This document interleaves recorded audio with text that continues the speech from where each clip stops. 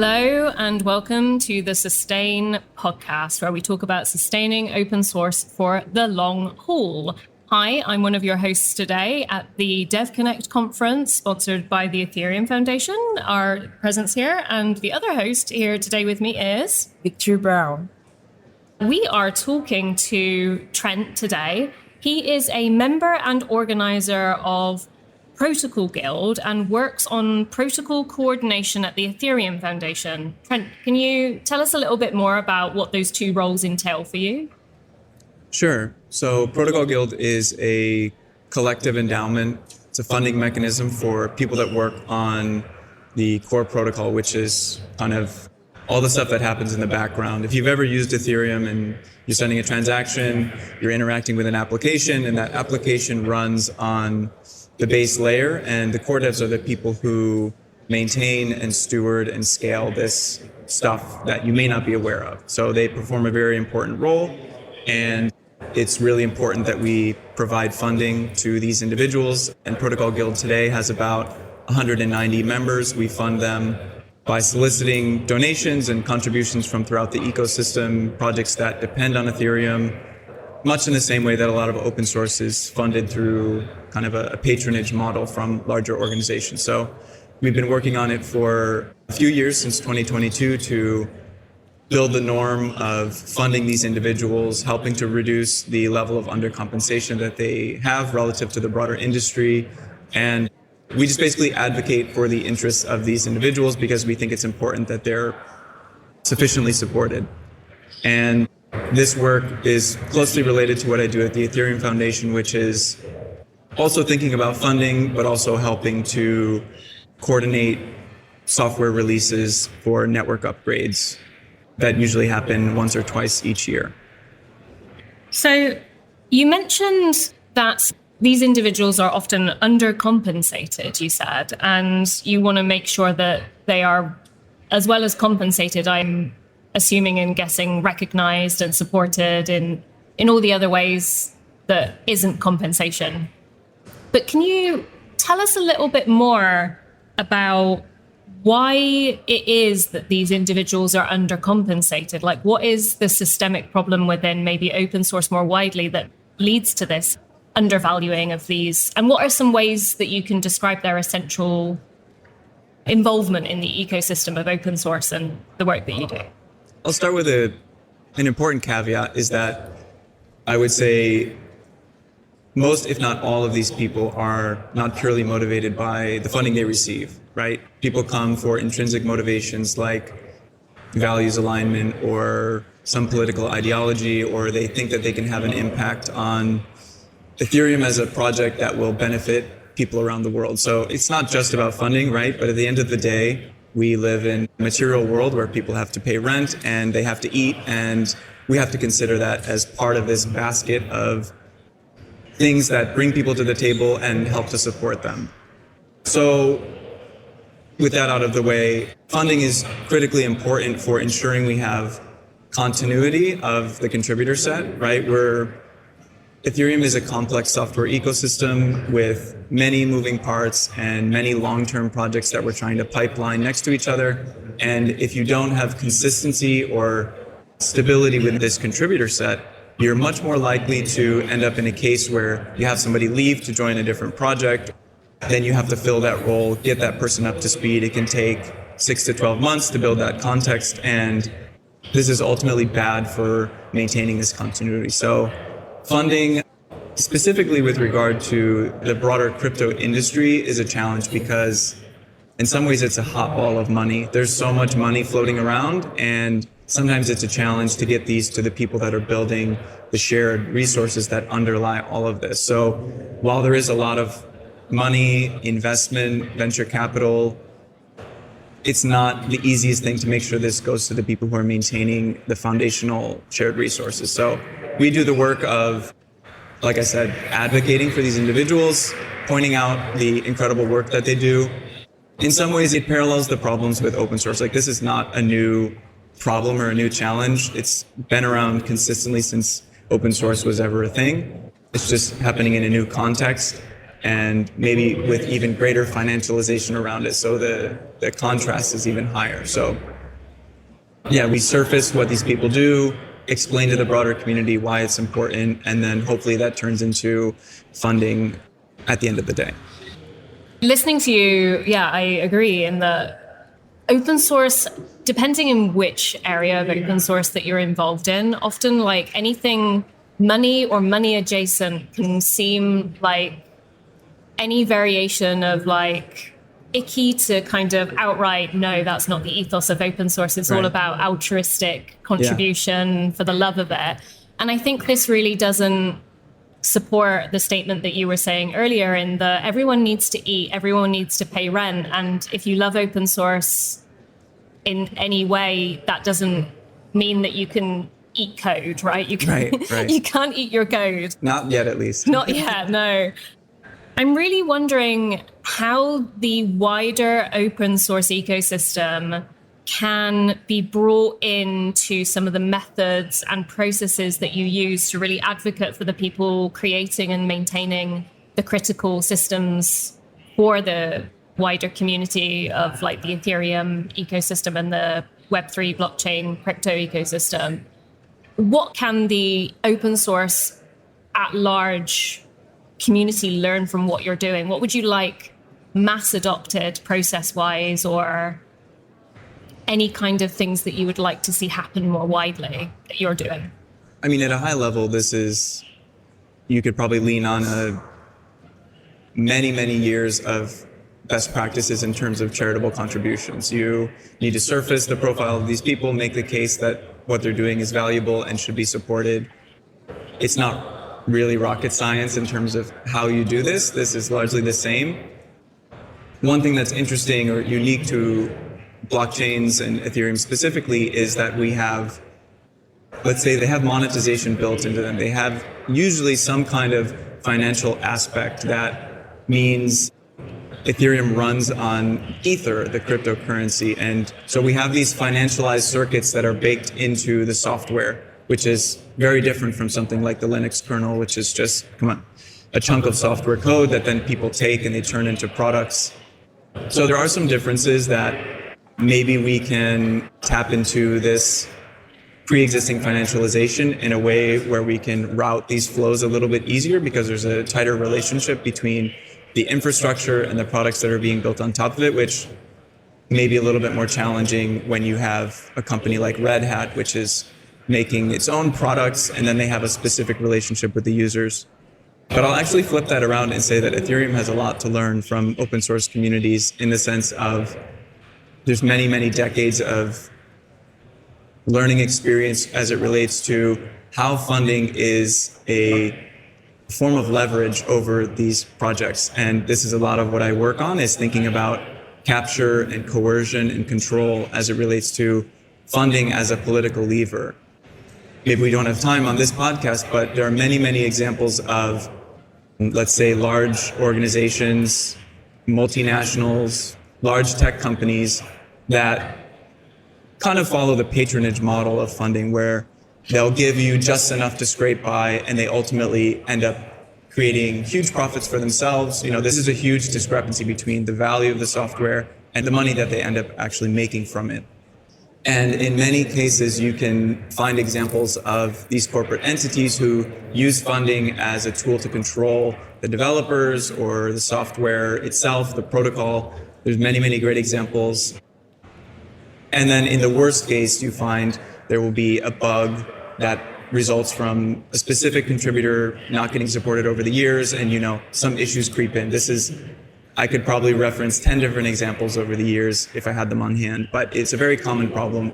So what the work that I do is, for example, Linux is a great comparison. It's a large, successful, complex software ecosystem that has a more mature political economy that Ethereum could learn from. Like, we're only 10 years old, which is, in the grand scheme of things, not very old, but there are many, many case studies that we can start to learn from and hopefully apply to our context and see what things we can do differently to avoid, if we're successful, which we hope many institutions and nations and organizations, for-profit and non-profit, start to use Ethereum. But there will be more and more contention around what the Ethereum protocol means and who has voice in the governance process. And funding is a big part of that. So I hope to continue learning from existing open source ecosystems. Awesome to hear. I'm really curious. So one of the things that I've noticed being at Devconnect conference and learning more about the Ethereum ecosystem while I've been here, because admittedly I'm not that familiar with it until I started investigating it for these conversations. And I've noticed a real, and I know this is kind of a word that is maybe a little dangerous to use in certain countries at the moment, but more inclusion. There's lots of different people from different places in the world doing lots of different things. Like there's an artist showcase here, and there's lots of artists really engaging with open source, which is not really something I see in the Linux. I like to use your example, like the Linux community as much, although maybe I'm not looking in the right places.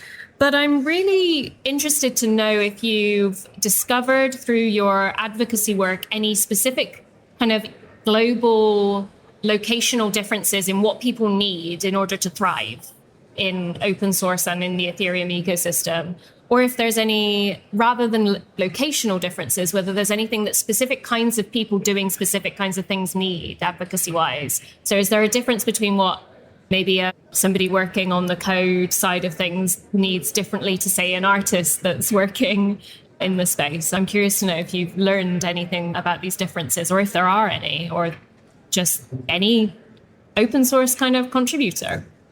Yeah, I mean, if you're working at the application level, making an NFT and selling it to your community, you're going to have a different set of needs than somebody who's working on the software at the core protocol layer. So yeah, there are different levels of needs. In terms of funding, core protocol devs, again, going back to this idea of the competitive pressures in the industry that surround them, there's constantly like well-capitalized entities who are trying to poach away these developers. So again, I'm biased, but there is a prioritization in terms of the magnitude of problems that we need to understand where they rank in terms of the risk to capture at the protocol level. Yeah, I guess that would be the first thing that comes to mind. One interesting thing I can say with regard to diversity or inclusion, this is obviously like a big culture war thing for the past too many years. But one thing that's interesting about Ethereum is that we accept this as, this is not optional to have. And it comes from if you're familiar at all with how blockchains work, they're distributed systems that have to have an adversarial mindset of someone in the network can try to DOS you or try to behave maliciously, and your protocol has to be aware of this and be able to accommodate this reality. And one of the things that we take very seriously is this idea of diversity, or heterogeneity, whatever way you want to frame it, is absolutely a bare minimum necessity. And so this plays out as it relates to the number of independent teams we have working on software. If you're familiar with Ethereum clients, there's upwards of 10 different implementations of the Ethereum specification. And this is necessary to ensure the robustness and the continued uptime of the distributed system. It's not a nice to have or some political statement. This is a result of a pragmatic and intentional decision as it relates to the political economy of Ethereum. And it goes even further.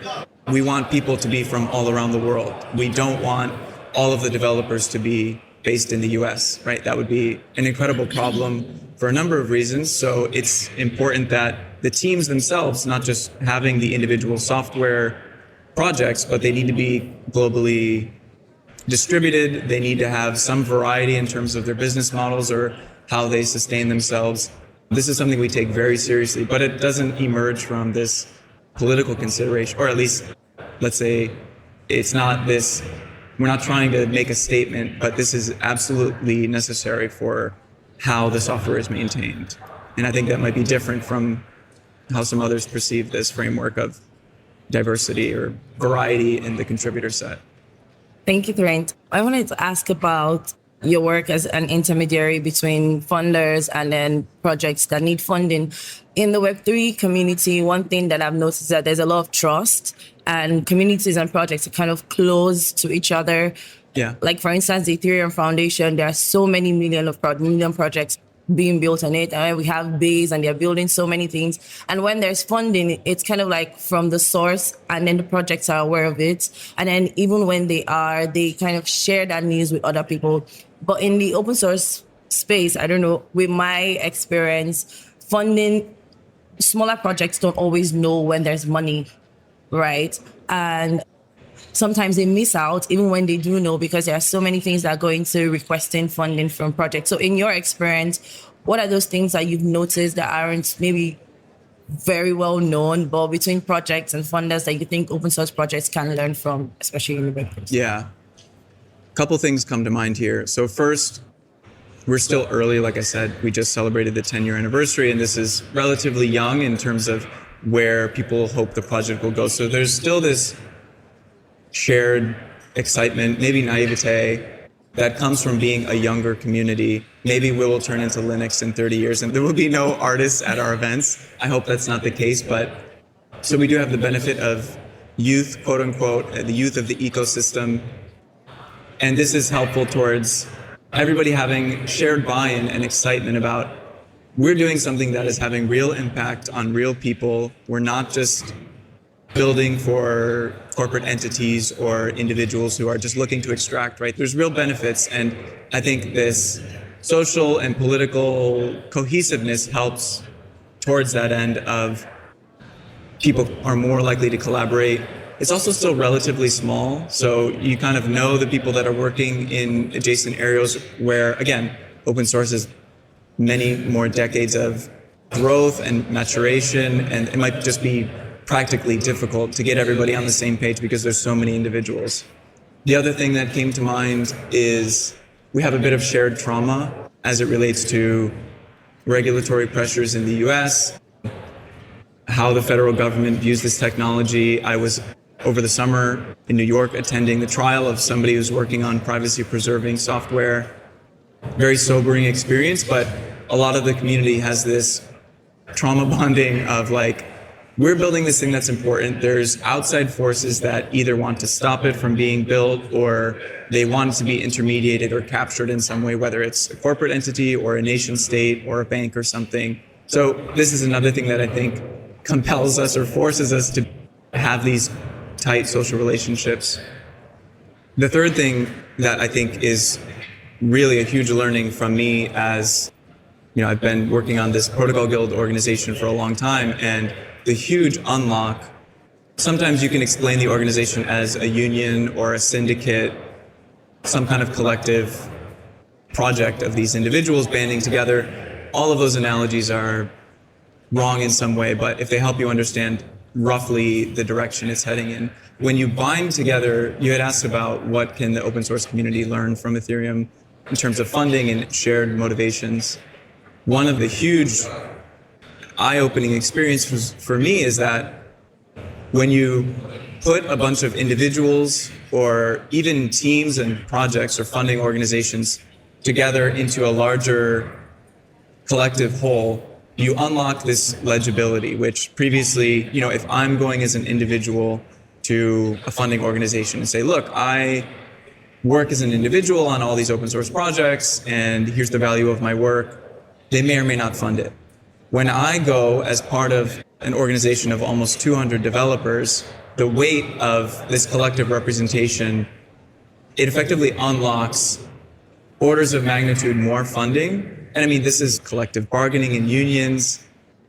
This is why it works, is because you have many, many individuals representing themselves as part of a larger collective whole. And again, it's the difference between saying, I work on these specific projects, and we work on this large scale collective maintenance of these important shared resources. And it's been incredible to see projects, funding organizations or ones that are building on Ethereum, it immediately clicks. They say, oh, I have this existential dependency on the software that you're building, the resources that you're maintaining.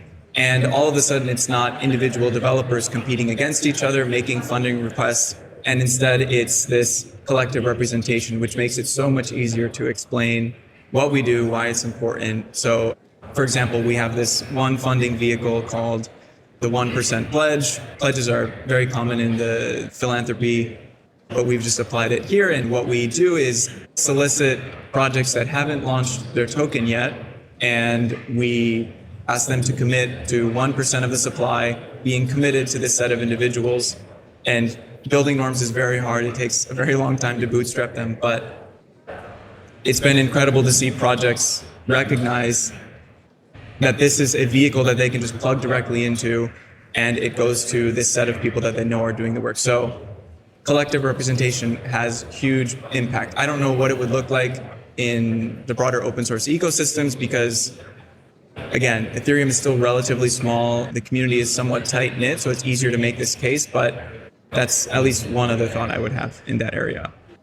What you're saying reminds me of a conversation I had last night with a legal person that works on like legal cases, a lawyer. A person that works on legal cases is a lawyer. Everyone, if you didn't know, are listening. He's based in Ghana, and we were having this conversation about what it's like to represent people in the kind of Web3 blockchain crypto space. And I sort of realized talking to him, oh, it must be really, really tough because in certain places, when you think of this, or not even in certain places, maybe many places, when you think about working with this kind of technology, there's like, oh, is this a scammer person? And he's like, yeah, it's a real common thing. And it's really hard and really devastating, actually, to be automatically categorized and kind of help these people fight against this narrative when you've got a lot of people working on the blockchain for better democratic tools, for better privacy and security. And I think this doesn't get spoken about a lot. I'm kind of wondering, as we close our time, whether there's any more stories about empowerment and why it's really important that this community survives and thrives that you want to tell.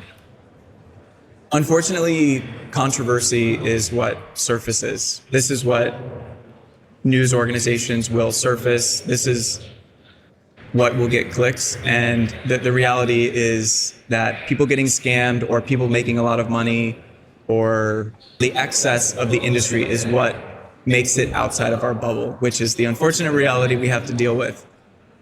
I often like to point out to people that with any new technological innovation, there are unscrupulous people who show up and try to take advantage of that. Back when railroads were exploding across the United States and the UK, there were people getting scammed to buy into these railroad schemes, right? Human nature has not changed. It will never change. There will always be scammers who try to take advantage of people who want to make money or are looking for some quick way to make money. Unfortunately, this is not going to go away with crypto. We've, over the years, I think, developed a very good immune system to try and push back against this, and some sort of internal policing of, we don't accept bad actors. We try to maintain a high level of rigor when it comes to that. But at the end of the day, it's difficult to really push out the positive stories in a media environment that thrives on conflict and controversy. So an ongoing problem that we'll need to pay attention to.